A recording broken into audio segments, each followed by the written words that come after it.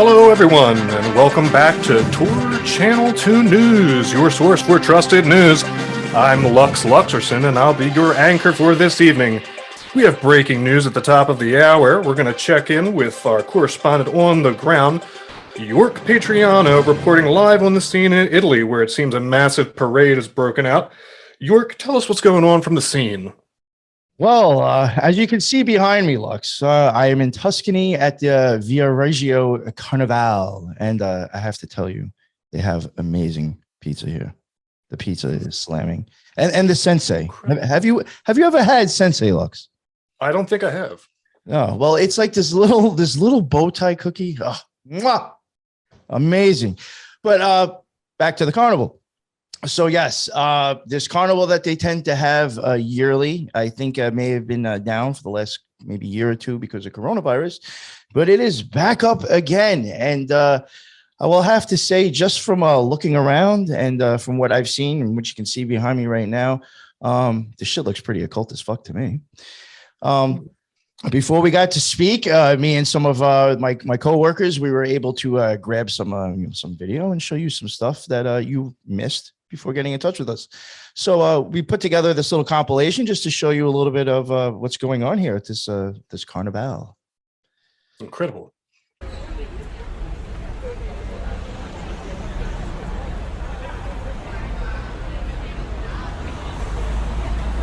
Wow. I would like to add, at one point when they were showing this float coming down the road, they were playing Money from Pink Floyd. Or someone's version of it. It wasn't them.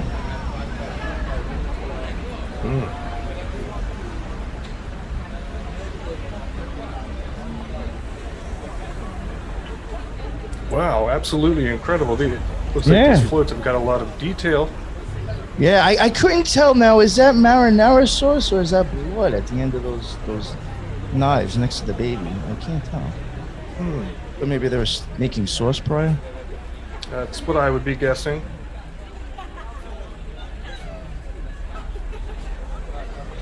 Oh, check out You're my boy's hat. Oh, look at that! Isn't that amazing? It's absolutely incredible.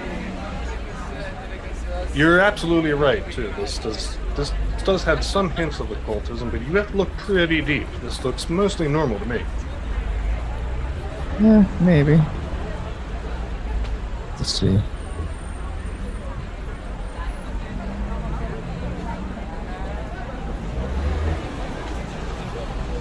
There's one float that I do have some. This one now.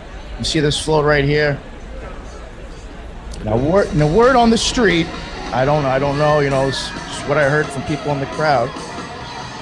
Is that this float may have come from Libya? Yes.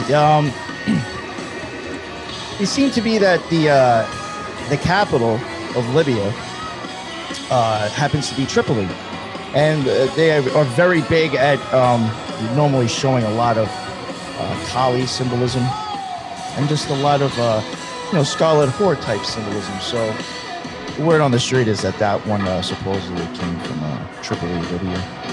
I don't know if that's true, but that's what we were told. Interesting. Lots of tongue action. Yes, very, very much. A lot of sticking out the tongue and just looked very weird.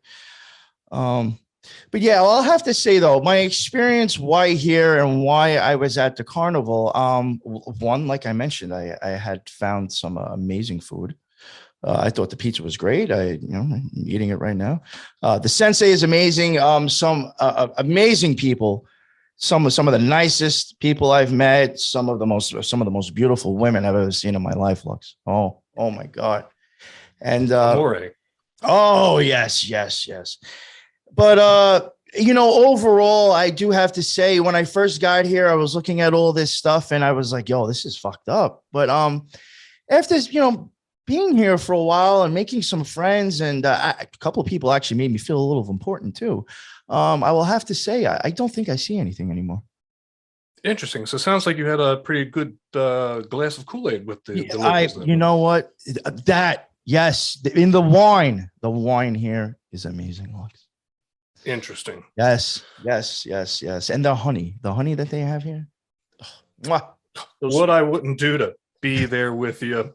Yes. So that is the end of I guess the Carnival that we were covering. Showing you everything that was going on there. Kind of looks weird, kind of looks suspect, but I think it's really more of us just seeing it because we're looking for it.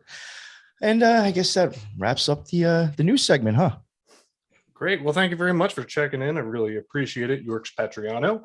We will be going next to our sports segment, so we'll see you folks in just a moment. Yeah, so actually we got about 9 minutes of commercials and then we'll be back later. Sounds great. We'll be talking to you soon. Have a good one and be safe over there in Italy, my friend. You too. Thank you, sir.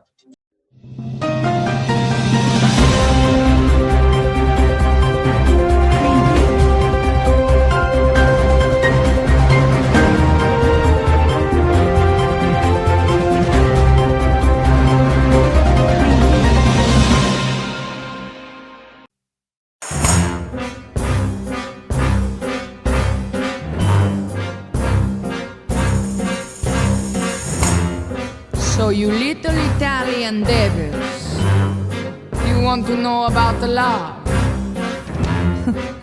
Saragina will tell you. If you want to make a woman happy, you rely on what you were born with, because it is in your blood. Be Italian. Be Italian. Take a chance and try to steal a fiery kiss. Be Italian. Be Italian. When you hold me, don't just hold me, but hold it.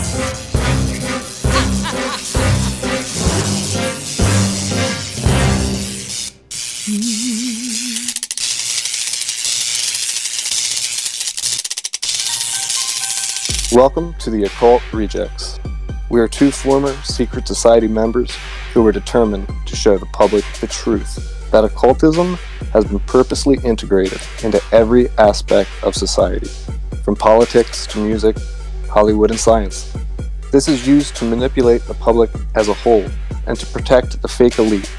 The symbols are used all around us to affect world events and public perception, our behavior, and even our future. We will translate the occult so that you have eyes to see. We reject their agenda to give you the tools to save yourself.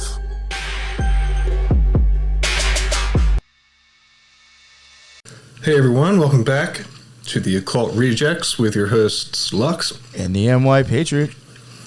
And damn, that was a crazy news segment there. Right? Bunch of hacks, man. Yeah. Yo, it's amazing what a piece of ass and some good food can do to a person, right? I know. The shiny object syndrome turn you into a flip-flop real fast. Yeah, it's spreading fake news. Fuck. Wow. Well, I think me and Lux may have a completely different opinion about that carnival, and that's what we're going to show. So. Yeah, we this was actually, you had said that someone had brought this up to you, right? Yes, yes, because of the last thing that we put out, that little short episode. Don't know if this is going to be a short one or a regular one now, because we do have a decent amount on it. But this episode was inspired by somebody who gave me an idea for a short. Teresa, someone that I'm actually should be coming out on my own show. Did an episode with her yesterday. Should be coming out within a few weeks. But she actually found this on her own and sent us a lot of stuff to start off with, and thought it was a good idea for a short. And I have to say, I thought this was actually a fucking pretty wild episode, and I thoroughly enjoyed covering this one. So thank you to one of our fans, the Italian-Canadian Teresa. Thank you again. Yeah. And it was weird, too, because we did want to make this into a short, and then the moment that I started looking into it, I was going to try and really break it down into, a couple minutes. The more that I was looking into it, though, the crazier stuff I found. I was like, man, this deserves attention, and it does look like it all revolves around Italy. We've mentioned that before on the podcast, that all of these different secret societies seem to go back to Italy, and also that there are tons of these different families that all seem to feed up into these secret societies, and this is just one of them, but they have some really crazy stuff. So that's why we wanted to show everybody, because I was absolutely blown away when I looked into this, and that was even for just like an hour or two. Yeah. I'll be totally honest with you. We probably, depending on how crazy we wanted to go with this, we could easily have gone down rabbit holes to turn this into probably a 2 or 3 episode series. But right. we're just trying to stick with like the basic stuff for right now. And that might be something, I guess, that we do in the future is, because they're, at first glance, to me at least, looks to be like 12, maybe 25 of these families that all feed up into each other. They're all intermarrying. Maybe it's something that we can cover in the future, covering each one of these different families individually. Let us know. Hit us up in the comments. Let us know if you like this type of content, and if it's something that you want us to keep researching these different families. Because we've said before, the guys who are at the very top, you're never going to hear the name of that secret society because it's so underground. But I think that we're getting pretty close to hitting the nail on the head with these families. So, yeah, let us know if you want us to keep covering these types of subjects. Yeah, I would even say, it's something that we've looked at before, and I think I'm starting to kind of look at them a little bit more serious now. When we did kind of touch on them a little bit in our Sigils and Talismans episode, but I'm starting to think maybe flags and coat of arms, if we start really taking a look at those and taking a look at the families and the stuff behind it, I'm wondering if that's kind of telling us a story in itself.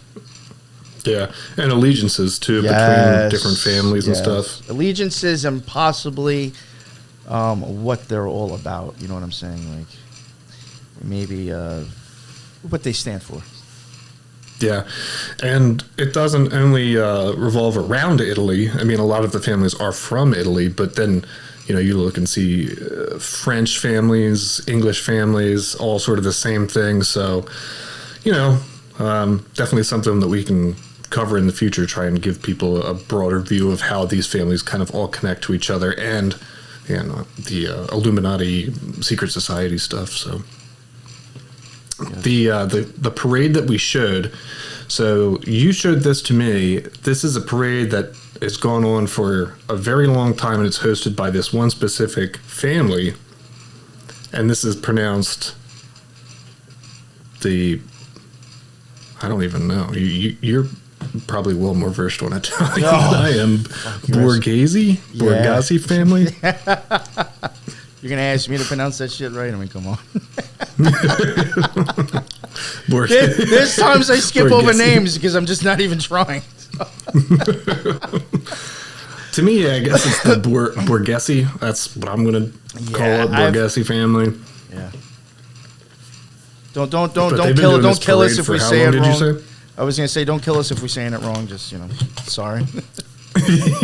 Yeah. Well, there's always people in the comments too who'll be like, "That's not how you pronounce it. It's Borghese." Or it's like, we try and get too detailed about it. Yeah. But they've been doing this parade for how long? You said it's like 100+ years, right?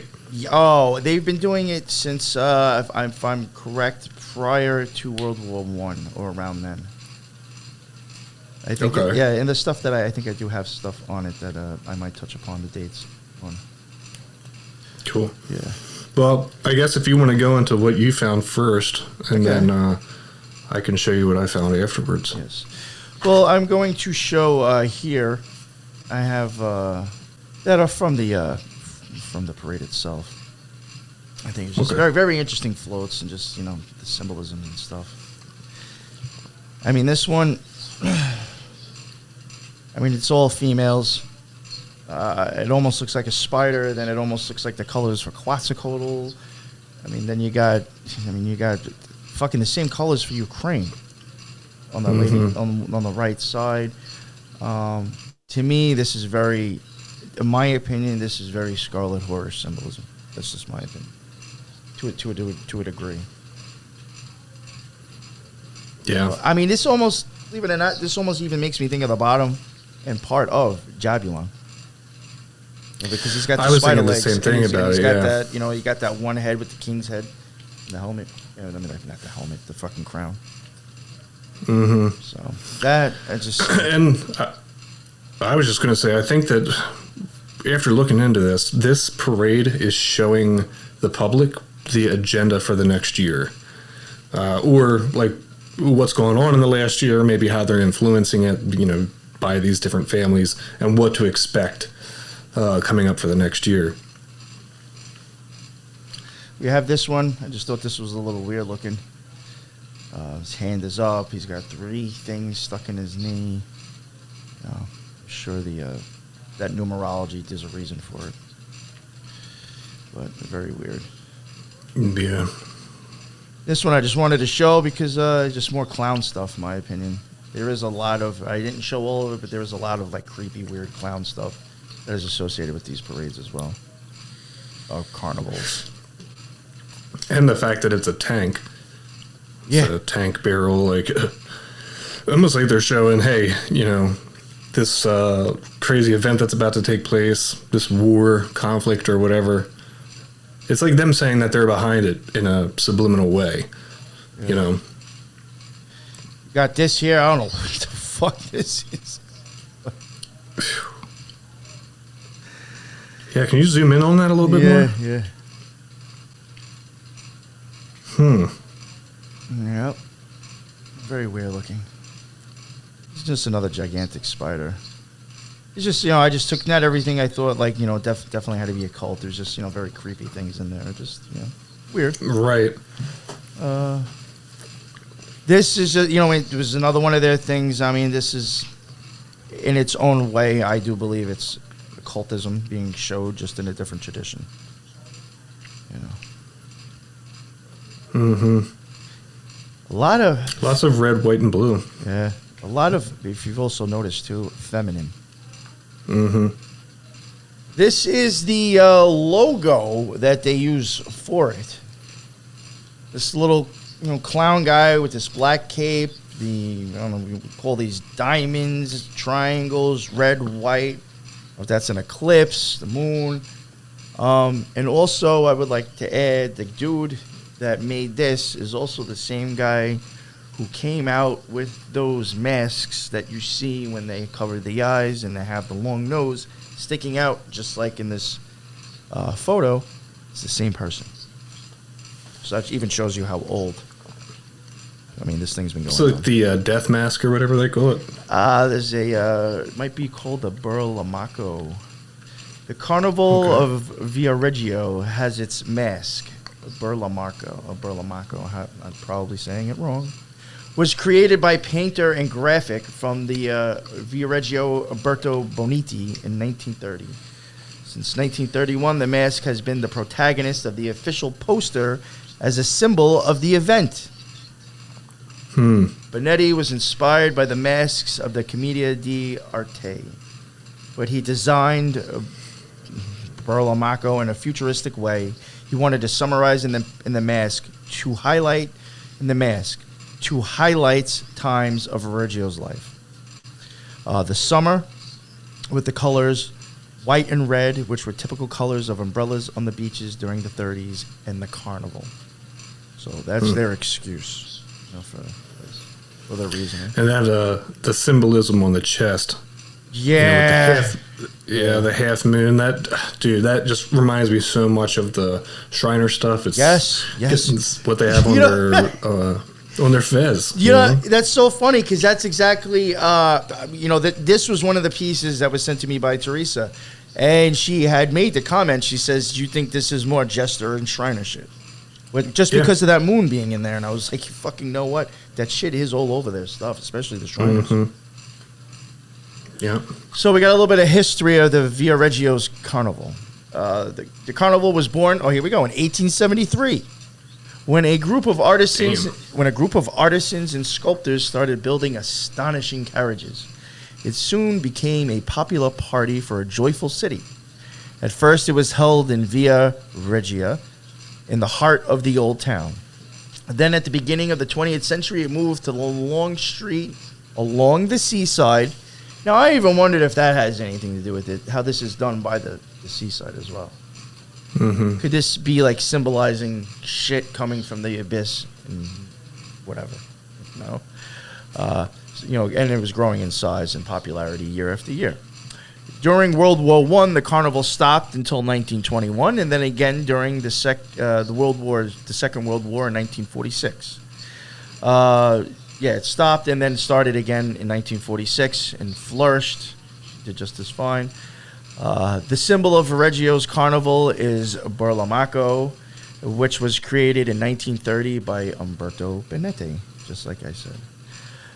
In 2001, the new Cittadella de Carnival was inaugurated. It is an extraordinary architectural complex entirely dedicated to the creation and preservation of the Carnival of Viareggio. If I remember correctly, I saw that one. Yes, it's right there on the side. There's a museum for it. Here's more history. Since 1873, the greatest folk event. The Carnival of Viareggio was born in 1873 when the first parade of festively decorated carriages in the historic Viareggio, the heart of the old town. It was transferred to the promenade at the beginning of the 20th century, and it has grown in size and popularity year after year. So I actually found this interesting. In 1954, the newly RAI, not sure what that is, sent his first outside live TV just from the Carnival of Viareggio, making it a big media event. In 1958, the report of the parade was broadcast in Eurovision. Nowadays, it's the largest Italian folk event with a budget of 5 million lira, or whatever they use, per year. Jeez. Yeah, from the Renaissance to the boom. In 1946, after the Second World War, the carnival flourished again. 1954 was chosen as a major media event to merit the first live television outside of the reborn RIA. 4 years after the commentary, it was in Eurovision. In 1960, the burning of the shacks in Via Chiarli, where the floats were built, failed to stop the carnival. The floats yards have been moved away for 40 years in the hangars of Marco Polo Street. Now, I find that interesting again. It's maybe out there. Maybe I'm just looking for stuff. Marco Polo. When do you play that? When do you play that game? When you're inside your pool or maybe in the ocean? That is a game associated to me when I was a child as with water. So, just something to throw out there.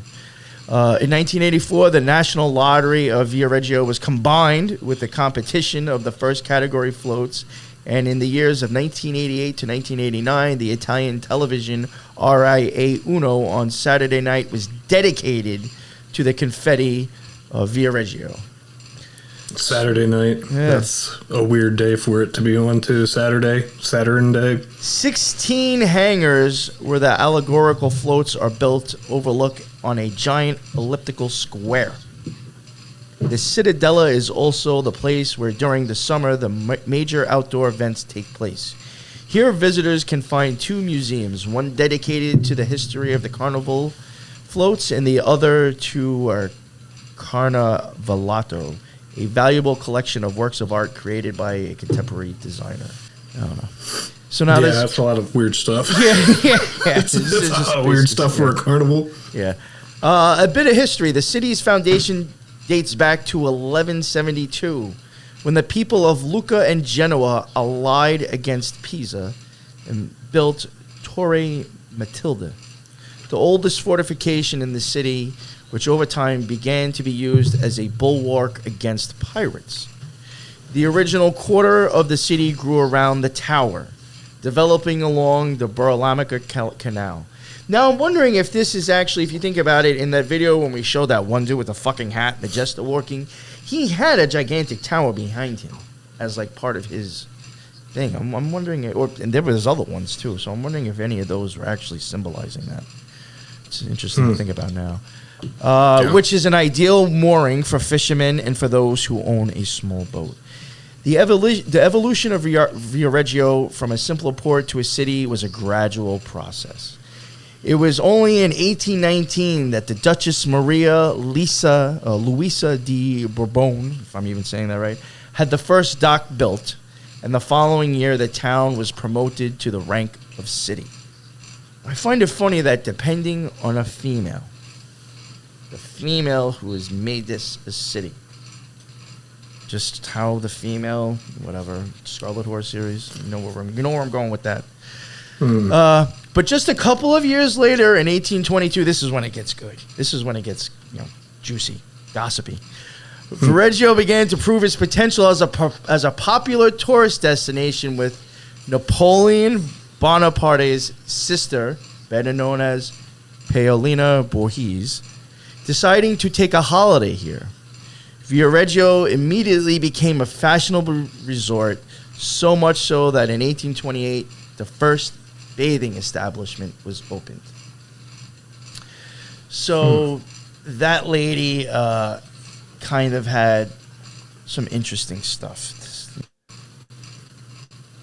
She may have been I think she was ahead of her times. And I think that she was ahead of her times for now, too, as well. I even think now most people be like, yo, this bitch is off the hook. Yeah, Marina Abramovich is like... Oh, yeah. Yo, this is probably her reincarnated. Right, yeah. Paulina Bonaparte is sculpted like a winning Venus, as in the case of all sculpture of the second half of the 18th century. Even in this work by Canova, the moving forms, richly decorated with strong contrasts, or replaced with sculptures with rigorous characters devoid of decoration, which take their cue from the Roman copies of classical sculptures, guiche, immovable in monumental and timeless positions. Blah, blah, blah. I don't even know why I read all that. Pauline Bonaparte, Napoleon's sister, married Prince Camillo Borghese, or however we're saying that word, and was portrayed by Canova at the age of 25. So this is her at the age of 25.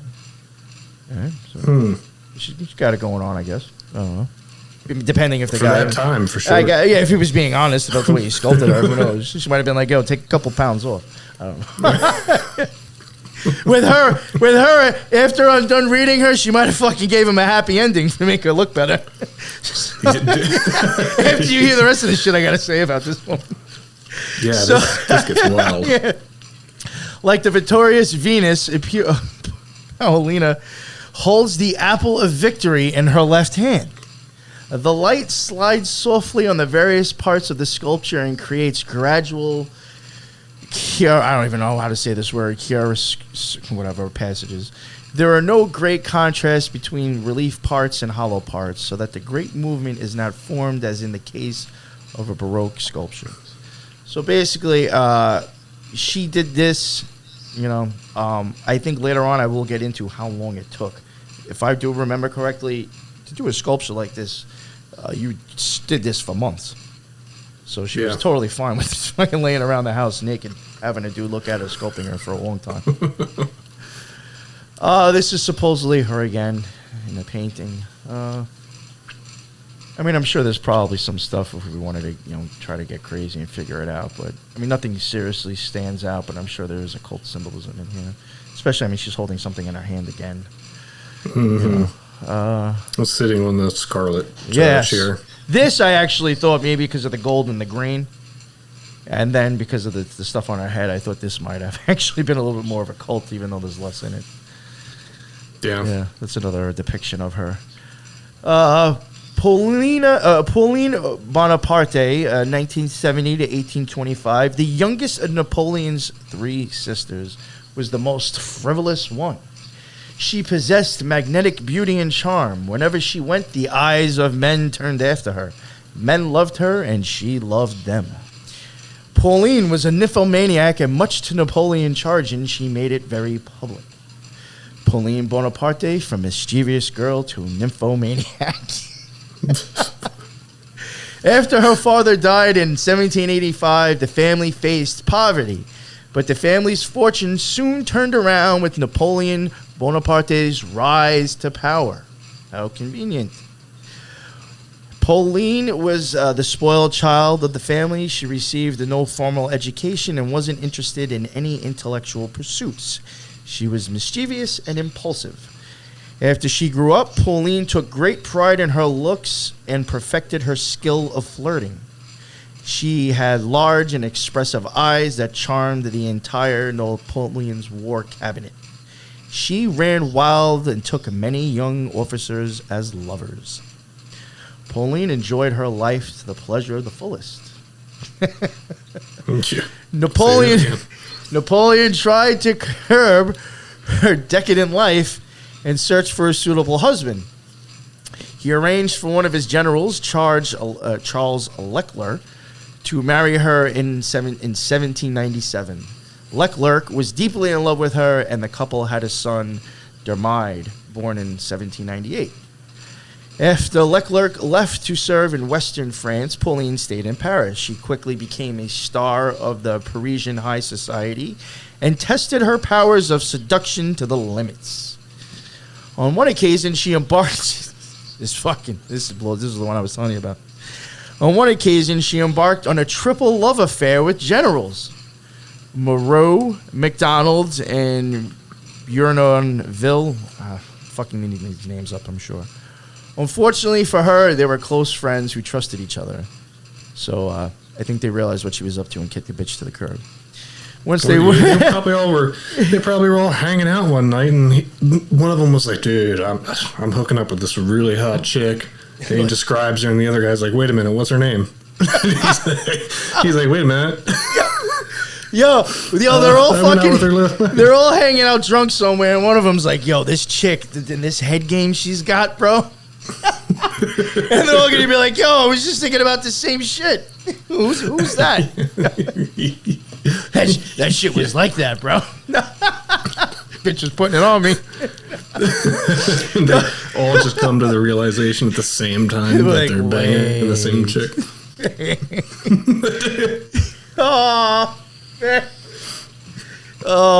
Once they learned Pauline seduced all three of them, they ended the relationship. They chose their friendship over the sex with the femme fatale. Once they learned Pauline seduced all three of them, they ended the relationship, yes, and then they chose the friendship over the sex. When a rebellion broke out in Haiti in 1801, Napoleon sent Leclerc with an army to quell the rebellion. Pauline refused to leave her lovers and a comfortable life in France, but Napoleon forced her to accompany her husband. Yo, you know how fucked up that is? Yo, he's being like, yo, you gotta stop being a hoe and just fucking go where you're supposed to go, bitch. Can you imagine? You right? During this time, all the way back then, can you imagine what these dudes were thinking with this shit? Like, they had to be... I mean... Yo, a fucked up dude is probably even thinking his sister's more fucked up than he is. You know what I'm saying? Yeah. He's like, God damn, this bitch is crazier than me. I'm out here on world conquest, and I've got nothing to show for it. Meanwhile, she's conquering every man in the country. Yeah, fuck. A few days before leaving, Pauline went on a shopping spree at Napoleon's expense. This was her way of getting revenge on her controlling brother. Yo, I swear, isn't it funny how women now emulate this lady now? It is true. I hate to say it. This is what she was very a woman ahead of her times. She was a trendsetter. Yeah, really. Fuck him! I'm gonna go out and buy a fucking pocketbook. She was maxing out the credit cards on Prada before it was cool. The entire Haitian expedition was a tremendous failure to France. The French suffered from yellow fever. Most of the soldiers, including Leclerc, got sick and died. Pauline hastily returned to France in 1802. Pauline mourned her deceased husband by shopping and a hedonistic love life. So I guess money and sex and shopping, that's pretty much what people do nowadays to feel better. So I guess, like I said, she was a trendsetter. In 1803, Napoleon married her to an enormously wealthy Italian Prince Camillo Borghese. Finally, we get to him. 1775 to 1832. Pauline was more in love with his family diamonds than Borghese. She soon had a string of lovers ranging from generals, actors, to regular soldiers. If gossips were true, she also had a one-night stand with the famous violinist Niccolo Paganini. In 1804, the Borghese commissioned a statue of Pauline to express his devotion to her. Famous sculptor Antonio Canova, whatever, that guy I mentioned before, he was the one who did it. He made the sculpture, and she asked the sculptor to depict her as Venus, like I had said before. So the whole thing, probably with the apple, the whole idea of Venus, from going by this, was not the sculptor's idea. That was her. So maybe all that shit actually meant something to her as well. Canova put her statue on a public exhibition, and it caused an enormous scandal. After all, Rome was center of the Catholic Church. Enraged, Borghese hid the statue in one of his places.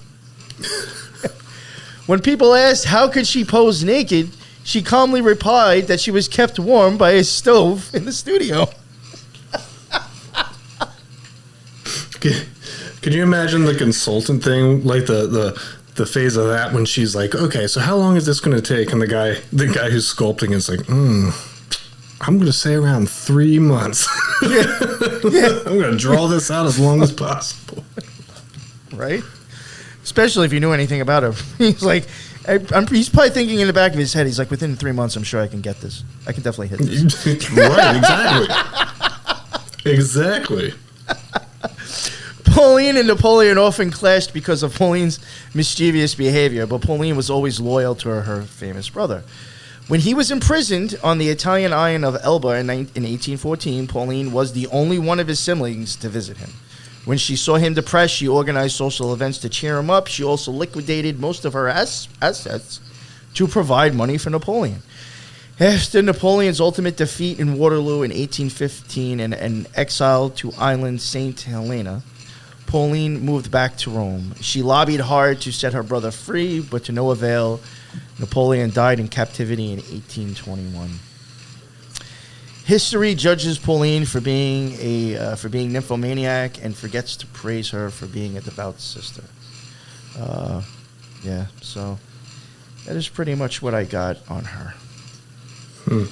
Yeah, she was a wild lady for sure. Yeah, that's crazy for that time, man. Yeah. Now I have a little bit just on some of the Borghese, just a little bit, and the reason why I covered this is because I find that their coat of arms is just very familiar to something that we're seeing today. Let's put it that way. The one real interesting thing, though, that I found out about, what I find with this family, is when you start to look at their crest now. Here again, you're seeing that yellow and blue that we kind of saw with the headdress and that one float, and the same thing with Ukraine. This is, considered their coat of arms. This is one of them. There's a couple of different versions. Here we have the inside part that I think is very occult in itself. I mean, just that one piece right there. Yeah. I mean, you got the dragon, which I do sometimes think that can resemble the beast in a sense. Yeah. I mean, I even think, even like Game of Thrones, or other people riding dragons, I think can be a symbolism of what we're seeing right here. Riding the beast. Yes. Well, that could be the beast, and then that bird could be showing it rising as well, because it's flapping. The phoenix rising. Yes. And, I mean, if that's a king's hat, a king's crown, I mean, I would think that could start going into, like, again, the Yadhe Vadhe formula, and to me that would kind of be representing, in my opinion, maybe like the male, energy of Saturn, or the cube of Saturn, crossing the abyss. I've already crossed the abyss or whatever. Stuff to that degree. I think that's what we're getting into with that. Yeah. This one is at the Hotel des Monares. I'm probably fucking that up, but there is a hotel that has their crest on it. This is supposedly for them. I'll show you all the pictures. This is one side of it. Again, you've got that dragon. There's tons of things in here. You got gray, gray. Sometimes I wonder, is the grape supposed to, like, represent, like, blood, or, how, like, wine could be represented of that as well. Right. Dragons. You got if those are lion heads, to me, that could be, spirit, fire, when it comes to astrological stuff. Yeah. Here's the middle part. Again, right there in the middle, it's the same thing with the bird and the dragon on the bottom. Now you got these little, I don't know if these are cherubs or just fucking angels or whatever they're supposed to be. Got this thing up at the top. Definitely, in my opinion, not to try to go in to decipher this whole thing, but I think we can probably agree that there's something up with these symbols being used. Mm-hmm. And when it comes to, like, the fruit stuff, you see all these different types of fruits. It's something that's mentioned way, way back, even in biblical stuff, where, the fruit is a representation of your actions bearing results. So that's why they always say, that, certain trees bear certain fruits, because it's that your actions are going to produce this fruit. So to me, they're talking about that. When you see this giant thing of fruit sitting under the crest, it's talking about the results of all their work. Yes. Yo, yeah. Wow. The fruits of our labor, bro. Right. That's really good. I didn't even think of that. Okay. This is just another one. They all have a little bit of variations to them. They have the middle thing, and I'm just showing this one because it is, like, showing the name, supposedly. On a site, it is saying this is their crest. So I'm just showing multiple different ones. So I'd be like, oh, maybe you're confused, or that's the wrong one. I'm pretty sure that this is correct. This is their family crest. Right.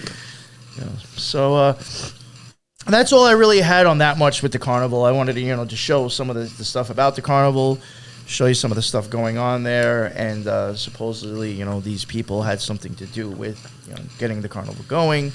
And I found that lady, Paulina, and just this family itself, very interesting characters. But just going by that and her lifestyle is very fucking weird. Yep. And if you look at the other families that are associated with this family, they all use the same type of symbolism. A lot of dragons, phoenixes, things like that. So I'll share with you what I found. This is a bit different. Just weird how that always seems to happen too, because, like, we'll research the same subject but we come up with the different things. So yeah, a noble Italian family. They originate in Siena. One thing that I found really weird about the family is that they have a pope in the family. So this would be Pope Paul, V, or whatever, rose in wealth and fame. And he was a weird pope because he, in my opinion, was kind of behind a lot of manipulation of different systems at that time. And he kind of did the same thing that, these popes and politicians do now, where they pretend as if they're, against something, but in reality they're, like, funding it or helping it behind the scenes. Because it talks here about, like, church politics, and he was... Okay, yeah, so he financed the restoration and construction of many churches and places in the city of Rome. But then, at the same time, assembled all these different collections of paintings and sculptures. Let's see. Fast forward, when you look at other members of the family, one of the brothers of this family, of the Borghese or whatever, they one of the brothers, not recently or not too long ago, was on The Bachelor. No. And in the summer of 2009, he announced he would be searching for his princess on a web reality show titled America's Next Princess. So it was really interesting looking into this stuff because even, people that I know just remembered him from this show. So they're definitely out there in the spotlight. That's really weird. That's like one of those just like weird, bizarre things, right? Right, like totally randomly, right? Like, I guess he's been on The Bachelor and it's got all this TV media attention around him. He's invested in a lot of like makeup lines and stuff like that. So he's into cosmetics and fashion. Well, I mean, I'm going to be totally honest with you, and I don't want to sound like one of those people. I'm not saying all of them or that. All right, maybe most of the reality shows are. I do think they're fucking scripted, but not all of them. But I do think like those could just be other outlets for being like, all right, well, you're kind of related to this family, and like, we're supposed to look out for you. Or, you're supposed to be part of the club. You really ain't got much talent, so we'll come up with this reality show and we'll throw a bunch of you in there. You know what I'm saying? Like, as silly as that sounds, is that I do think some of the reality TVs are not so much reality TV. It's just scripted shit, and it's just people who are connected or people who are just fucking idiots and can be used for money and put themselves on TV and fucking humiliated for anything for money. It will be people like that, Right. Yeah, that's just, out of all the people, it just cracked me up that he happened to be on The Bachelor. Yeah. And I got these slides in order. That's my bad. But going back real quick to the Pope. So he was sort of like censoring different theories about the universe, and that's kind of what made him a bit controversial because he hid a lot of these forbidden books away and refused to acknowledge certain, like Galileo and competing ideologies at the time for intellectual stuff. So he kind of like tried to hide a lot of that away. So that was Paul the Fifth, 1552 until 1621. It talks a little bit more about it. If you want to pause, you can check this out. But it talks about how this was the very first time that this Pope introduced paper money into the population and into the church. So that's very weird to me because now we're starting to see the beginning of banking and how they're using paper money to do transactions. And then in 1922, so this Pope started something called the Bank of the Holy Spirit. Because, of course, the Holy Spirit needs to have a bank. Of course. He's got to have a place to put his cash, man. He needs somewhere to keep all of his abundance. That's what we call it. We call it abundance. Yeah. So he started this bank for the Holy Spirit, of course, which was just a way to sort of like fund the church. But it eventually merged in 1992 with like all these huge banks. I think one of them is I think it's like Unibank or something, but it's a huge bank. And of course, with this one here, Capitolia. So this church bank ended up merging with more like international banks. That's wild. Back to the son that we were talking about earlier, who was on The Bachelor. One of his claims to fame is that he graduated from something called Fordham University, which I've looked all over the internet, and I keep seeing the same thing, that people describe this as a school for like extreme elite. Okay, and you can look right here. This is their actual website. And check it out. Fordham University is the Jesuit University of New York. So it was funny when you said Fordham. I'm like, yo, isn't that in New York? What's that? When you said Fordham, I was like thinking, I'm like, isn't there one in New York? And I did not think you were talking about the same one. But in the back of my head, really? I'm like, oh, there's one in New York. Well, yeah, I think it says right there, New York. And I do know there's Fordham University in New York. So that just rang a bell right off from the beginning. Holy Before fuck. I even showed that, you thought it could be in New York? Well, no. Well, as soon as I saw Fordham University, I didn't realize it said in New York, but I know that just from being in New York, I knew that there was a Fordham, or however they say it. Oh, okay. But I did not know it was a Jesuit school. Right. University. And this son, he went to it, and, again, it's like his claim to fame because apparently this is a super hard school to get into. But openly admitting that it's a Jesuit university on their own homepage. And I thought that was pretty curious because, Lord knows all the stuff we've covered on the Jesuits. So you can see here that they have a couple different things. When you look at the Fordham University, what do? Well, they've got this College of Medicine, the Bronx Zoo, New York Botanical Gardens, but who are they associated with for research centers and institutes? Surprise, surprise. Columbia University Data Science Institute, which is the same thing we've covered in countless other stuff before. Everything from the Shakespeare stuff that we've covered to the... Columbia is a reoccurring one. it, They're definitely one of the reoccurring ones. Frankfurt, or the Frankist School, right? Frankfurt Institute, all associated with Columbia University. So thought that was a weird connection. And let's see. Also, Georgetown. Their external research collaborations are with Columbia, NYU, and Georgetown, and IBM Research Fellowship. Georgetown's another recurring one. Mm-hmm. I think, isn't that the one that Trump's didn't? One or two of Trump's kids go there. I think Georgetown. I could be wrong. Maybe. I know. I think maybe one or two of them did. I think you're right, and that would be cool to check into real quick because Trump did talk about going to it was a Jesuit school, and it for all I know, it could be this exact same school. Yeah, I know when we covered something, it was something that we covered. There was a Jesuit school that we covered, and I think I did mention that. I'm not sure if it was Georgetown, but I did mention the Trump's siblings that did go there. I mean, that Trump's kids went there. Right. Yeah, right. I don't remember if it's Georgetown, but I did. It's in an older episode. I did point out which one they went to. Right. So, interesting stuff for sure.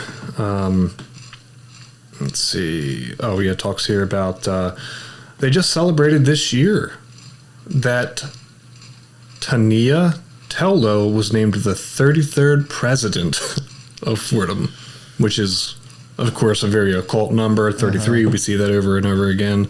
It just happens to be this year that they're celebrating that. So, what do they do over there at that university? Well, they're talking about COVID-19 research, and also they're researching the impact of social media, discrimination on adolescents of color.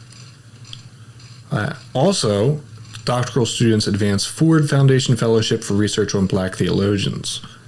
So you can see more of this sort of push for these ideas that we've seen in other institutes that mirror the exact same stuff they're doing here.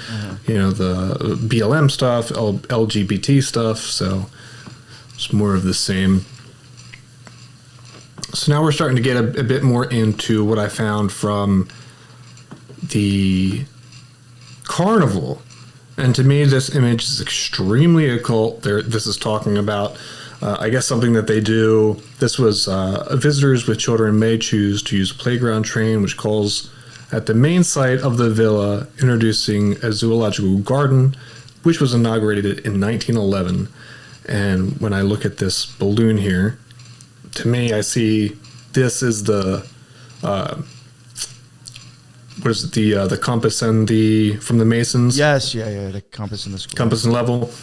Yeah. And then you have the blue and the gold, same thing that we've been seeing lately through the news, and imagery of the sun. You know what? You know what I do want to add. I don't know if we mentioned it in Ukraine when we covered that stuff with the flag. Did I ever go into the actual, like, I think, like the frequency of those colors? I don't think so. Yeah, the spectrum, the light spectrum for blue and the, if you want to call that gold, the yellowish, whatever that is for you, green, they are actually almost two extremes. Like the blue would be like almost to the highest, and then the other color would be like much more lower of a. If you were to look at the colors on a spectrum, they're like basically polar opposites. Like blue is almost as far as you can go in that side, and that color is almost as far as you can go down. You know what I'm saying? So Right. yeah, I just found that, and that's a thing that, I mean, even Crowley again says to get the most chaos, you need to pull something, to its fullest polarity away from each other. That will cause the destruction and chaos and change. Yeah, breaking down the pillars. And I mean, going by our visual spectrum, those two colors would represent really both poles. Yeah. As wild as that sounds, so that was actually a fan that had dropped that, I think, on our flag episode, and I looked into it, and the motherfucker was right. That's cool. Yeah, I was like, holy shit, what? See, I actually read stuff that people post, And I wonder, because they only showed like this one side of the balloon. I wonder what's on the other side. Yeah, like the moon, right? They only show you one side of the moon. Right. It's the dark side of the balloon. Yeah. Fucking Dark side of stupid. the balloon. That was so stupid. And I'm leaving that in, too. I dig it. They talk about here, this is like the schedule for this whole carnival parade thing, when it starts. And it seems like when you look at the carnival itself, they have sort of like an artistic view. They draw up the different floats that they're going to have in this parade for the carnival. They draw it up, but they also make the real floats, like we were showing before. And so this is talking about how this is setting things up, but also about the 6th masked course at Nice Closing. The ending of the verdicts of the jury fireworks display, which really reminded me a lot of the Jester stuff that we've covered before. Remember? They're always talking about, when you look at the Royal Order of Jesters, they have this theme of court and jury, and it's in their initiation. And to me, it's very similar to what you see here. So I found that pretty curious.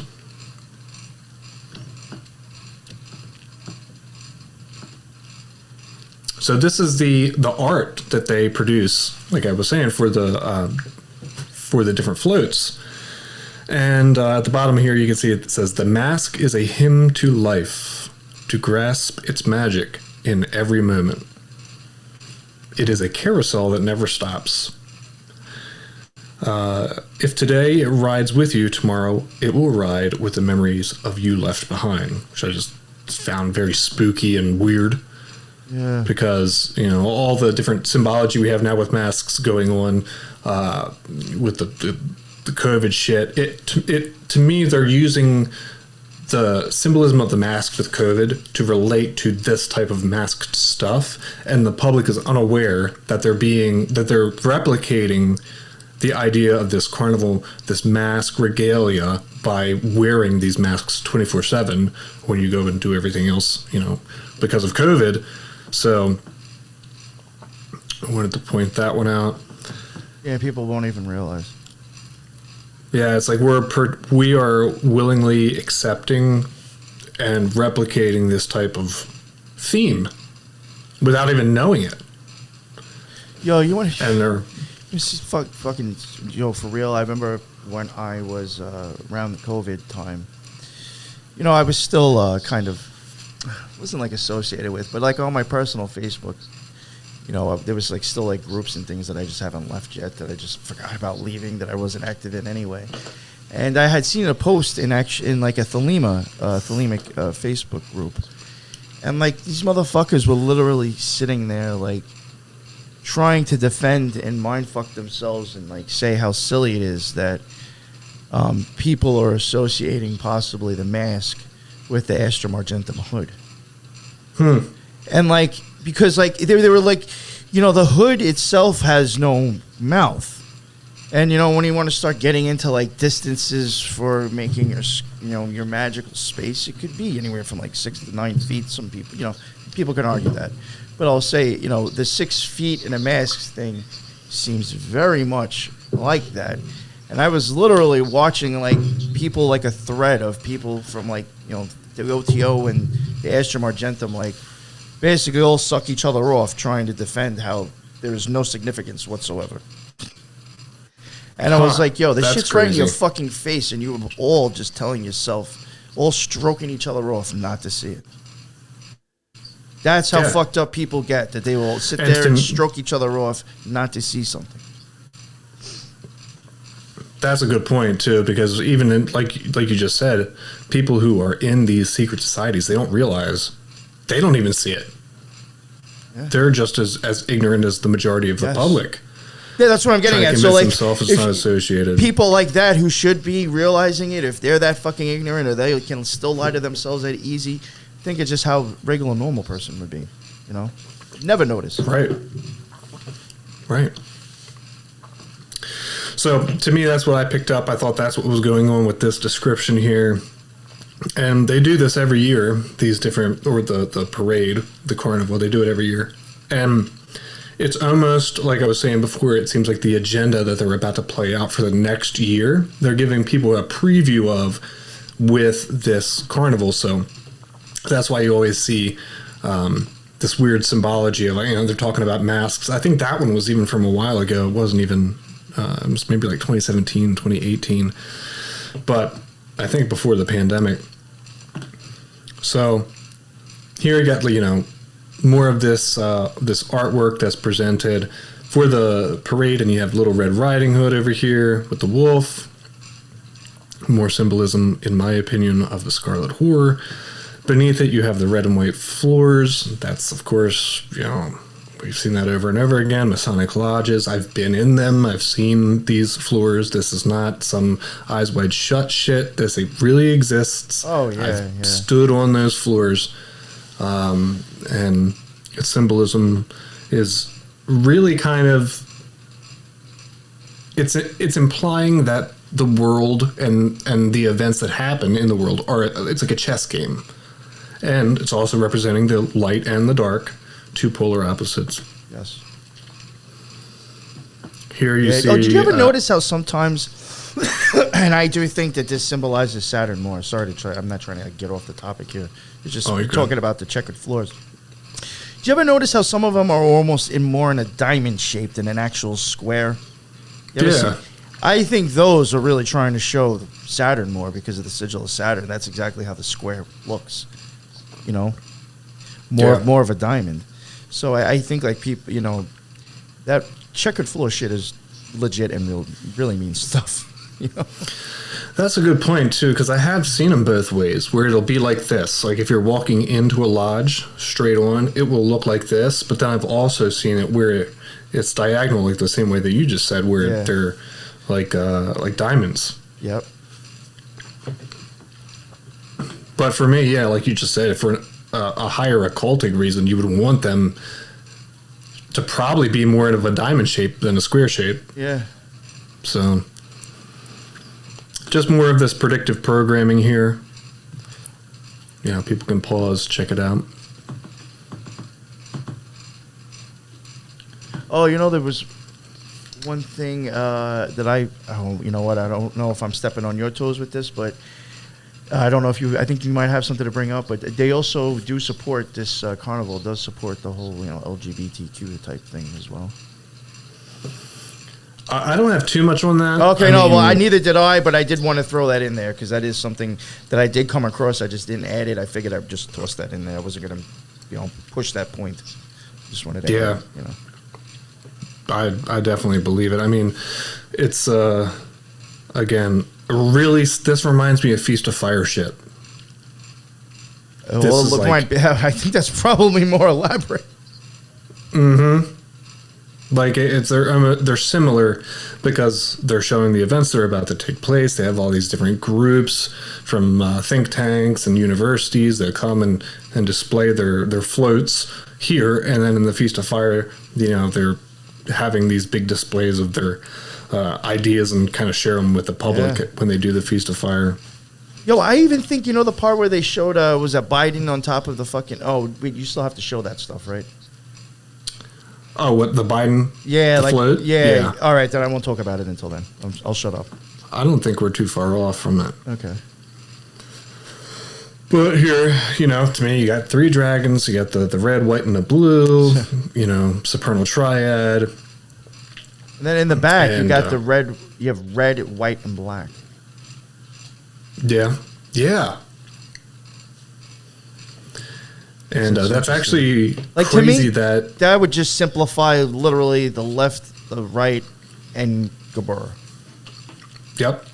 That's what he's saying to me. It's funny that you pointed that out because I've seen that flag recently in the news with everything going on with Ukraine. I don't know how they're trying to integrate it in an occult way, but I've seen it where they change the top of the Russian flag with black instead of blue. And it creates this. Doesn't Antifa use those colors too? Yeah, they do. Yeah. A bunch of pussies, ain't no dragons.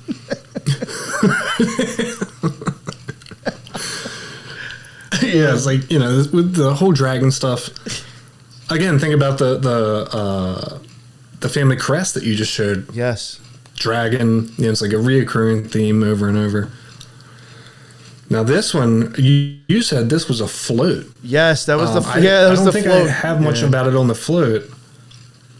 Yeah, that was the one that was rumored to come from Libya, from the capital Tripoli.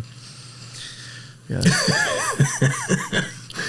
And like you pointed out down here, this looks like Hebrew to me. Yes, and it also looks like Hebrew and the notes. LVX ritual. Yes. That's what I thought was wild when you showed me that earlier. The first I think I said Hebrew, and then you said LVX, and I was like, holy shit, I see that. And then it's like you also see music notes, too, which attributes the sound. Mm-hmm. So it's like, what the fuck? So for our listeners, while NY was in the OGO and I was in the Golden Dawn, we still performed the same rituals, and the LVX, or the Lesser Banishing Ritual of the Hexagram, is the same thing. And we would both do those rituals, and the movements that are being made in the ritual, right? There's this, you do these various movements. They're recreating these movements right here in this image. And then, you're talking about this image of the coronavirus in the background at the same time that this is being shown in front of our faces with this Hebrew language / LVX symbolism. Yo, you know what's wild? Crazy. I'm looking at it now too, and honestly, I shit you not, I think it might. That even it does look like the LVX for sure, but if you could almost see the the Star Ruby. He has his own what's it called, like Nox Pan, whatever. He has that whole thing for when you're invoking Pan, Eopan, and you're doing all these different types of movements. Even those almost look like that too. Okay. Because just as if you would do all those movements for the LVX, you're going to do the same thing for the Star Ruby. There's mentions, there's Isis in there as well, Pan in there. You at one point you're bending down and then you're making like putting the horns against your head and kind of rising up. So like that guy bending down would be like when you're putting the horns against your head and like standing up. Wow. But that, to me, that's probably like another version of the beast rising instead of the sign that Crowley gave whoever that guy was, that symbol, that victory symbol that we talked about one other time. Churchill? Yes. Yeah. So like I can see like almost both of those in there, to tell you the truth. Now, I don't know if that discredits the whole thing, but there's definitely stuff in there that I could say looks very similar to movements and rituals. Yeah, and with the symbolism stuff, it's so multi-layered, Yeah. I mean, it can mean multiple things all at once, and that's the power of symbology. And a lot of people wouldn't see it, but it's right there, and I just can't imagine like people who would attend these carnivals or parades. You know, the majority of them don't see it, but damn, is it right out there in plain view? Yeah. So we're not reaching for this. Again, people who are in the occult, I'm sure that this is very obvious to them as well. It's just hard to explain to the general public because they think that you're reaching for stuff, and that's what the secret societies want you to believe, is that, you know, we were in it, we know how this is all put out to the public, and we're deciphering it for people because we know how they integrate these symbols into different propaganda or different slogans, or in this case, a parade. I mean, just think of it this way, and this shit gets done all over the place, everywhere. It's, it's how people get manipulated. I mean, if you're just a regular person who might just like live in the area, doesn't and all you're seeing is like, wow, look at this big fucking thing they're putting on for us. All this entertainment. Like, you think it's like, wow, like this big great thing that they're giving back and entertaining the community with. You know what I'm saying? They play your fucking heartstrings till you will never think anything bad about the situation, the person, or whatever it is, because they've played your fucking heart already. Yeah. That's a lot of ways manipulation gets done, Yeah, and people are none the wiser. And act like you're friends with everybody, and then nobody can ever think anything bad of you. Yeah, and revelation of the method. They're showing you what's coming. They're showing you that these families are behind the goals for the future. So yeah, it's they appeal to people's hearts, and then they can reveal the method of what they're going to do, and people just don't even pay attention. Yeah. This one, of course, you got this one, Biden or Buffalo Biden. Yes. I thought this one was really weird. He's got the Star of David on his forehead too. I thought that was wild. All these different lassos. It's like 666. Really, you get 3 on one side, 3 on the other. It could be interpreted with 6. I don't know. I'm not going to stretch it that far, but I thought it was weird. Yeah. And I don't know if you saw anything here that I didn't. But on the float, I find it funny. I think on the float that is Biden, and then on the front of it, it looks like Trump, like a little Trump, kind of like coming out, like a little small version of him, I think, holding like a matchstick. Like totally, like, the shit stirrer, I'm going to start the fucking bullshit here, start the fire. But, I mean, even they had, and I'll throw in what I showed at the beginning, I'll throw it in at the end again so everybody can see it and pay more attention, without us talking, clips from the parade. But I do even believe because they have this whole thing had it like its own cowboy theme to it. There was a cowboy theme to this whole like float going on. There's girls out there just as cowgirls, I guess, dancing and stuff. But believe it or not, I even think the fact of having a cowboy theme is a cult in itself. I know it's crazy. That's probably going to sound. But I do believe there is reasons, for symbols of that. To me, it's the birth from Hathor. yeah. You know what I'm saying? A cowboy. It could be just, the birth of what the Scarlet Whore gave us. And I think cowboys can be used, for occult symbolism. I mean, especially, cows are, especially, you know what I'm saying? Horses themselves, you know what I'm saying? Those are beasts in themselves. Those are used in a way to show a beast. I mean, in architecture and art, horses and shit. So to me, it just seems like, a dude who's called a cowboy on top of a beast, and, just seems very cultish when you really start looking at all of it like that. Yeah, that's a good point. The thing that stuck out to me on this one was that it looks like this obviously is supposed to be a Trump figure here, right? And is riding on like a witch's broomstick. And then you have the pentagram here right in the center. which is kind of hard to see right off the bat. And then, like you were saying here, like this guy's wrestling a cow. So, very weird. And then when you look at the actual float, it does get crazier. This one, I thought, was so obvious. I don't know how people can't see this. You have the monarch butterflies above the heads of these people with their golden statues, and their heads have been replaced with televisions. So this is, in my opinion, they're showing this monarch programming or general programming into people's minds, where they're what the television says then becomes their mind. So you watch the news, you watch these shows, and it's what it says, programming.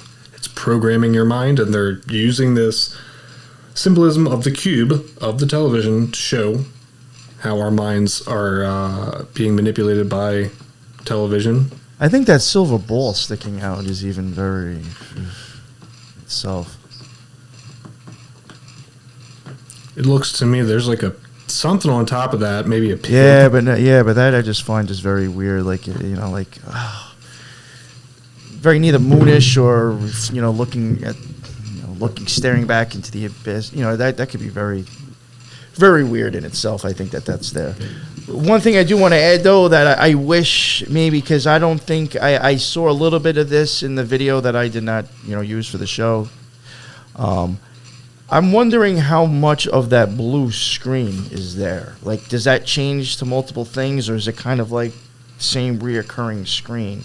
Because again, you are being given the gold and the blue.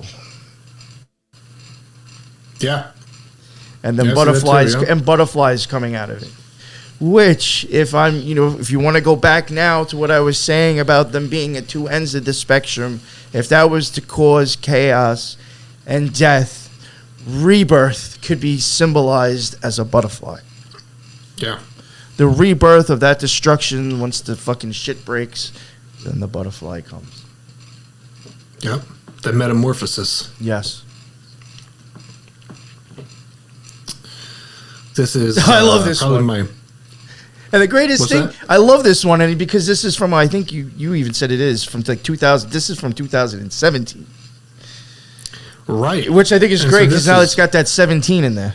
Yeah, it's further back, right? And then the thing that you just pointed out about the silver sphere being symbolized by the moon, to me, if you see this claw, so this is a giant,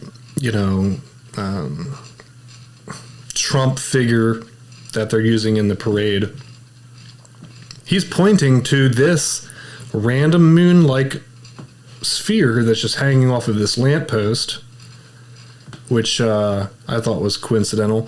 But when you really zoom into this image, you find a lot. Holy fuck, okay. Yo.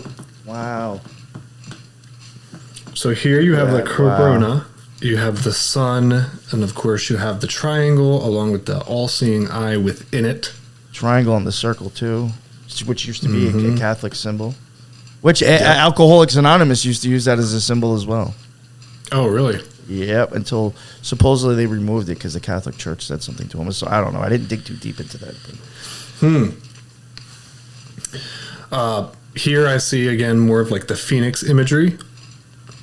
Here as well, with the eagle. And right there. I think the eagle and the phoenix are kind of interchangeable. They mean both the same thing. And then when you scroll down here to his belt buckle and you zoom in, that is the double-faced phoenix or eagle that we showed before. Damn. Which one of our listeners pointed out how it's an extremely, evil or negative representation. And then you trace that back and look how it's associated with the family that puts this parade on. Because they're using the same imagery of this phoenix, this black phoenix, black eagle. There was a lot of stuff. And then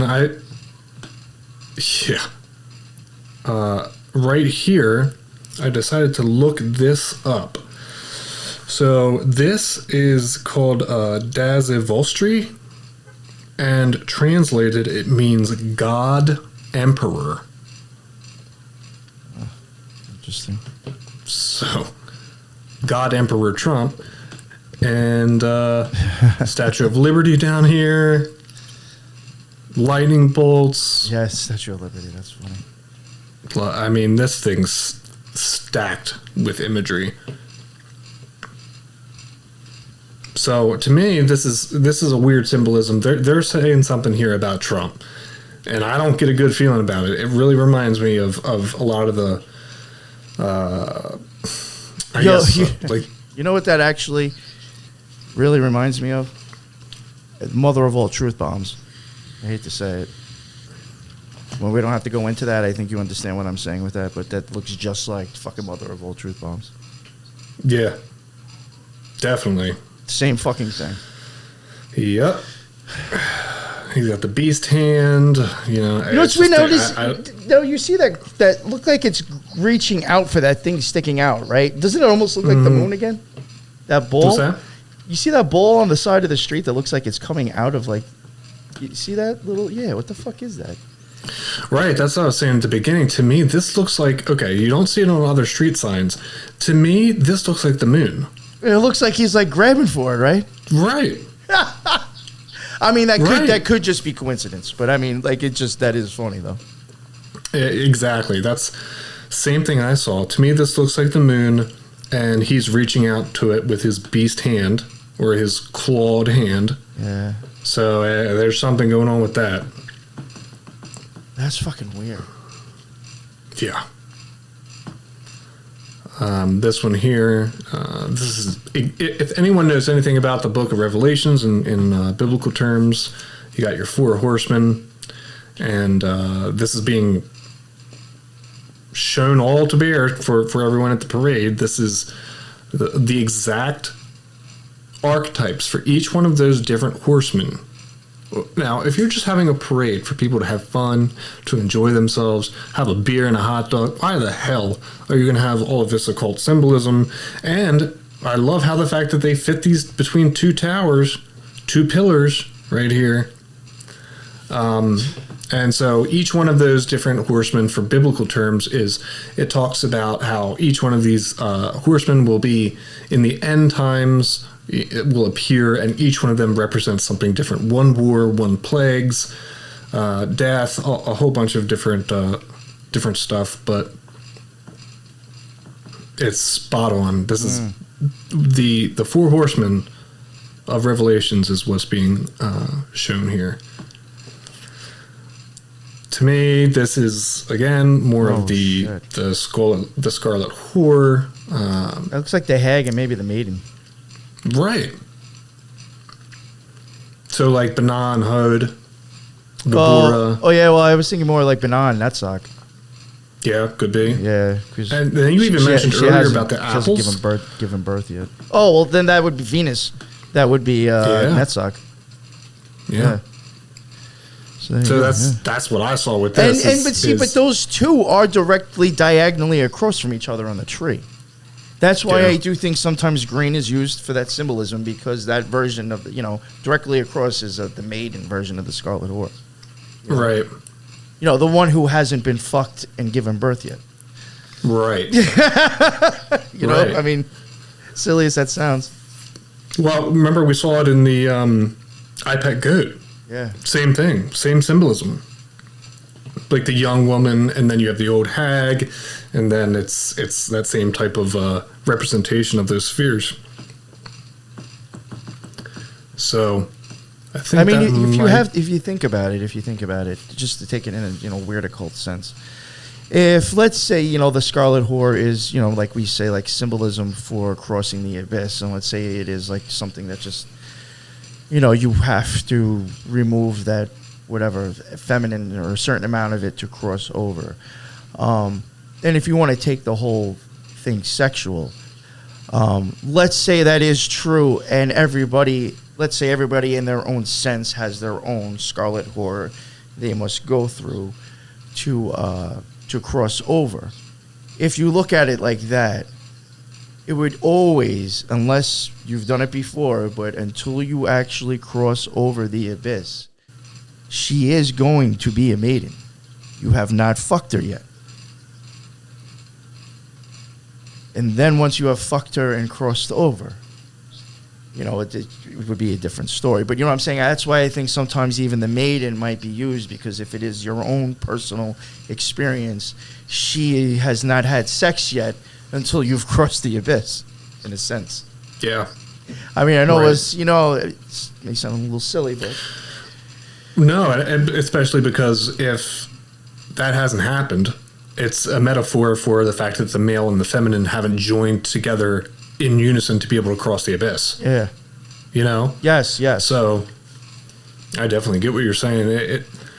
It's I mean, it's hard for a lot of people to kind of wrap their head around, and I know that, you know, people might think that it's hard to grasp these ideas, but this is what is integrated into occultism, these metaphors endlessly to show you greater concepts, and then we get lost in the lesser meaning of things and think it might be all about sex, but it goes much deeper about, you know, it's not about necessarily sex. It's about when they're talking about the male and the female, and this person has not had sex yet, it's because it's a greater theme of occultism and how that joining both the right and left side of the brain together in unison can be the way to best facilitate you over this abyss.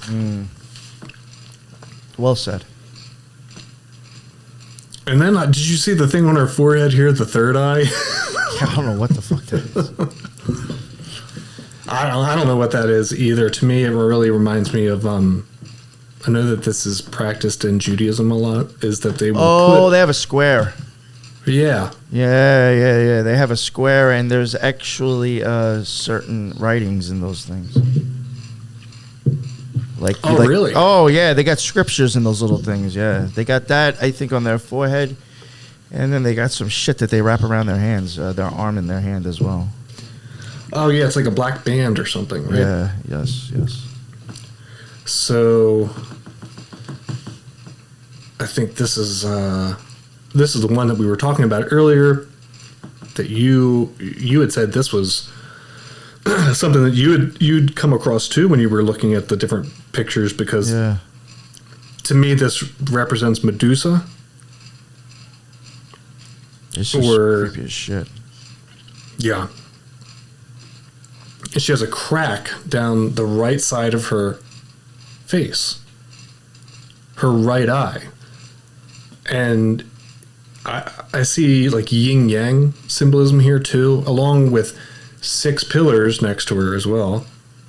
And I found this one incredibly creepy. I wouldn't even wonder if that, I don't know, maybe shows, I don't know, the coming of one or the going of going. You know, who knows? That might be like the destruction. You know, because I would, the way I look at it, you know, if the left is being, you know, the Scarlet Whore eventually will drive herself into the ground and she'll destroy herself. You know what I'm saying? Or either side, if they're on their own for too long, will just, you know, destroy itself and the system breaks. Could this be showing like that happening? Right. That's kind of what I picked up with it. It's breaking up, or it's almost like tearing down pillars, or showing allegiance to one side of the pillar too. Yeah. Oh, that could very much itself too. Yeah, to the left pillar. So it's like breaking off the right pillar. But nonetheless, weird shit that you're not going to see at a normal parade without this having a deeply occulted meaning. So, yep. A couple more. These are flyers for the carnival. You have the feather-plumed serpent here. Of course, same thing we covered with Quetzalcoatl. And, multicolors. Got the infinity symbol. This one here, I think this is a prediction for war, because you have the face of death, right? He's got these different masks, and he can choose from these different masks. He's got one Hitler, one Stalin, one Putin.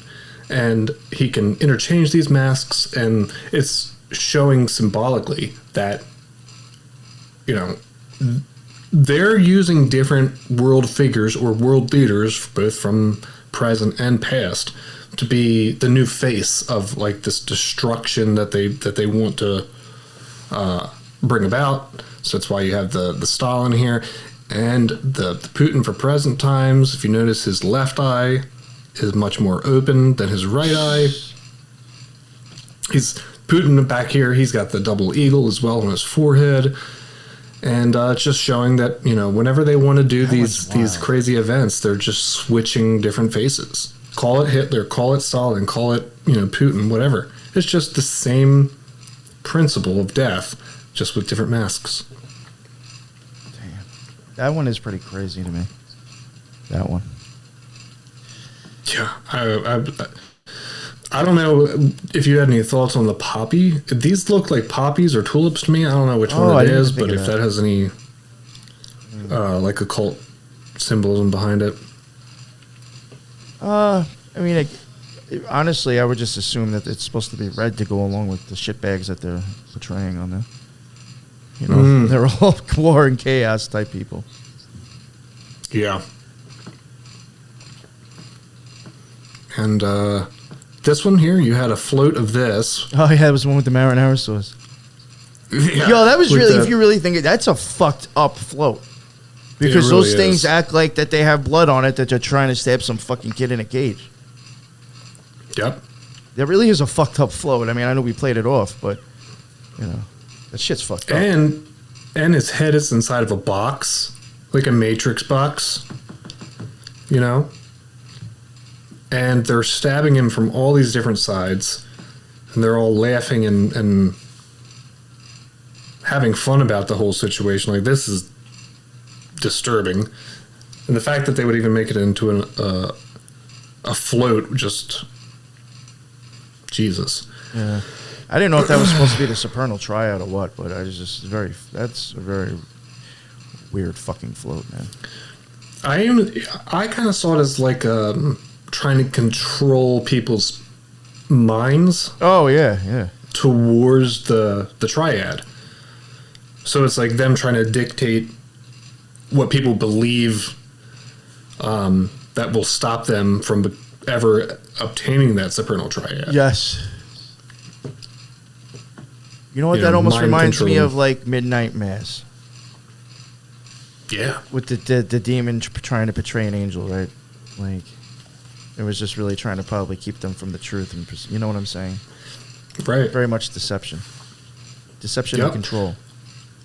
And they're all these very, like, it looks like they're very wealthy people, and they're trying to subject their will onto people underneath of them, controlling the world, controlling people's minds.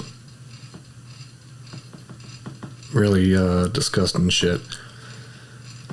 Here, I think this kind of plays a little bit into what you were saying earlier about maybe some of the LGBT stuff. But I did notice on this one, you have these different butterflies, and each one of the different butterflies has a different symbolism around each butterfly. Here you have the red dragon, same, dragon symbolism we've talked about. That almost looks like eyes, though, too, right? On that right here, yeah. American flag one. Yeah. And if you zoom in here, there's a pentagram on the chest. And we're not saying that pentagrams are bad. We're not saying that. We're saying that this is how you identify certain occult symbols in this shit, because when you look at the pentagram simply represents Earth. It represents, our existence on Earth. So when they use that symbol, they're using it to... and look, you have the male and the female, and they're divided. Okay? And so this symbol, to me, means that this is part of maybe the agenda, keeping the male and the female divided. And you got the USA flag behind it and stuff. But it's showing, to me, on Earth, we're trying to keep the male and the female divided, whether that be in the mind or in actual reality. And the name of the project is called Madame Butterfly. And here you have Chinese symbolism here. I don't know necessarily what that's about. Kind of looks like crossing the abyss. You got the red behind it, the red sphere. and then, you know, water symbolism, maybe. Oh, yeah. So, Damn. very weird stuff. Interesting butterflies. Yeah. And then the same guy that you talked about earlier, down here in the right-hand corner, and then this world jester clown figure on the bottom left-hand side. Yeah, and I think this is the last one. So you have all these monarch butterflies, and they are sitting on barbed wire. To me, which is representing some type of concentration camp, some type of like gulag, some type of prison, and this female in a blue dress with, I guess this is like a red and white present. I don't know what the hell that is, but to me, this is definitely representing more of the Saint Bernard, more of the Scarlet Whore. Yo, she had an apple in her hand. I would have thought that was iPet Goat. Right. It's the same shit from iPet Goat. Yeah. So I think that's the very last one I have on that. So definitely some interesting stuff. My honest opinion, I think that parade is showing tons of occultism. I think, and it's on purpose, and people understand it who are doing it. It may not be the actual people on the floats. They just might be there for a job, but I think who's ever putting this on is saying something. Yep. For sure. And I think it's actually pretty, when I first came across it, the reason why I thought it was like just so wild to cover is because this is a perfect example of how there is tons of people probably there have the zero idea of what's going on. Zero idea. For all we know, this is a raising the energy ritual. Yeah, and I mean, it does start on. It starts on February 24th is when it starts, and it ends on 3/12 of every year. So March the 12th every year. Yeah. I just find it. And what's weird to me is that we're finding ourselves now in all these crazy situations with world events, with wars and everything. We're right in that window. Yeah. Yeah. We're literally right in that window between the 24th of February and the 12th of March. Today's only the 3rd of March. So they're doing these rituals, like you just said. They're doing these rituals, this parade, and they're showing the agenda of what's going to take place. It's all being hosted by this huge rich family that's started the Bank of the Holy Spirit, and has got popes in the back in their lineage, and this weird history of secret society shit. To me, this is a predictive programming. They're showing us what they're going to do next. Yeah, and the thing is that what I thought was just so crazy. It's like, until a fan sent me this, I have never once heard of this shit. No, and like either. this is going, like, how much more stuff like this? I mean, believe it or not, I think a lot of stuff like this probably goes on over in Europe, and we just have no fucking idea because we just don't think about it, look into it. But I mean, it's just this shit goes on, and we have no idea. And to me, this is some real deep occulted shit going on right with this carnival, and I did not know that this was going on until a few days ago. I'm saying, like, that's how oblivious people are just to what's really going on in other parts of the world. Yeah. And the people living there are probably completely oblivious. So to me, this was just like, what the fuck? Like, this shit is done out in the open for how fucking long? Right. I've never once heard of this thing, never heard of anybody else bring it up. It's just, and not saying like tooting our own horn that we're covering something nobody's covered. I mean, maybe they have, and I just didn't see anything, but I just find it like, it's just fucking bizarre. I had never heard about it either. And, you know, we've been involved with the occult shit for a very long time. And this was a brand new thing to me. It feels like every day that we are doing the podcast and we're researching, we're finding out more shit that we never saw before. And it even proves the point further that when we say that occultism is integrated into all aspects of society, this is just another example. Because, you know, there's only so many hours in the day. And unless someone would have sent this to us, thankfully they did, we would have never known about it. No. So to me, it's just, you know, it's incredible because it seems like every day we're learning more shit about how much more occultism really does go on in different parts of the world in different ways, you know, and we don't see it. And so people who are out there are like, damn, like, you know, we didn't know about this stuff either. It's not like something we were well versed on. No, not at all. It's just shit caught my attention as soon as I saw it. I was like, yo, what the fuck is... I was like, yo, this is so blatant. Like, especially with that guy with the jester thing. I mean, that just blew me away. And I was like, yo, this shit's real. And I was like, what the fuck? Yeah. Yo, like, that dude's head moves and his eyes blink. You know how much goes behind making these things? Like, right. People aren't doing this just for fucking fun, in my opinion. You know, dude, and there was some weird shit on his face. These different markings and stuff. Yeah, like, I mean, if I wanted to, we probably could have paused, you know, one part of it and tried to decipher everything that was written all over him, which was tons of shit, and spent the whole episode just on what was written on him. It was ridiculous. Yeah. I mean, that was one of the most craziest things I've ever seen. I was just like, yo, this really is being done out in public, and people, zero fucking idea of what they're looking at. But yeah. Yeah, so I thought this was just really, it was a great episode for me to cover. And thank you for Teresa, again, for the fan that sent it to us. And I think it was just something worthy to show people, like, what the fuck's going on in other parts of the world. That's really fucking weird.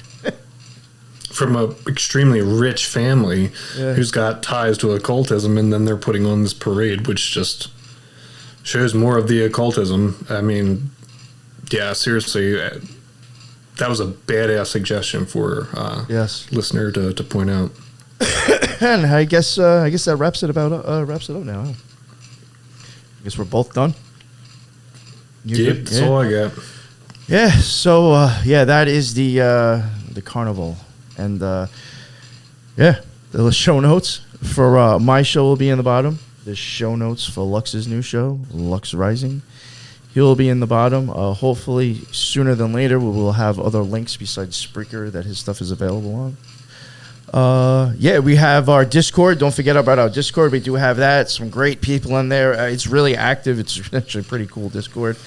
We also have that YouTube tour and more. I don't know if this will be going on to that, but some of our shows will go on there, so you can catch that as well. That has the Occult Rejects and White Patriot and Lux's show as well. That is a new thing. And I guess again, thank you for the fan for sending us this idea. I had a good time covering it. Me and Lux both thought it was pretty fucking crazy. And that's the end of another Occult Rejects. And until the next one, everybody be well. Later.